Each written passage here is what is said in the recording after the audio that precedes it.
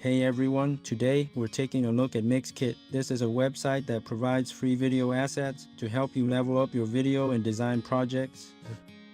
They offer high quality video assets that you can use for free in your projects, no strings attached. From stunning stock footage to 3D animations, MixKit has got you covered. Download the file by simply clicking the button here.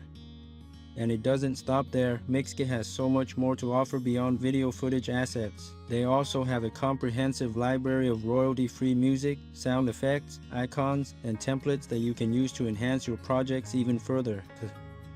Their music library is constantly growing, and they have a wide range of genres to choose from, including ambient, electronic, folk, and much more. You can preview each track before you download it, so you can be sure you're getting the right sound for your project.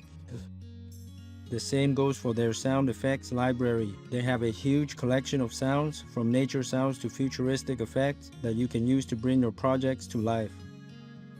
MixKit also has a vast collection of icons that you can use in your designs. From simple line icons to more detailed illustrations, they have a wide range of styles to choose from. And just like with their other assets, all of their icons are free to use for commercial purposes.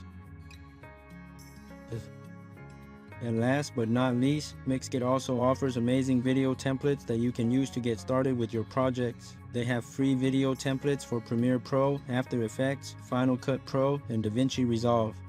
What sets MixKit apart from other free asset websites is the quality of its content. All of the assets are handpicked and curated by the MixKit team, ensuring that you're getting top-notch materials to work with. And the best part, you don't have to worry about any copyright issues, as all of the assets are free to use for commercial purposes.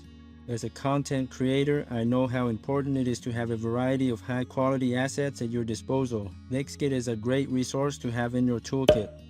I hope you find this useful. Thanks for watching, and I'll see you in the next video.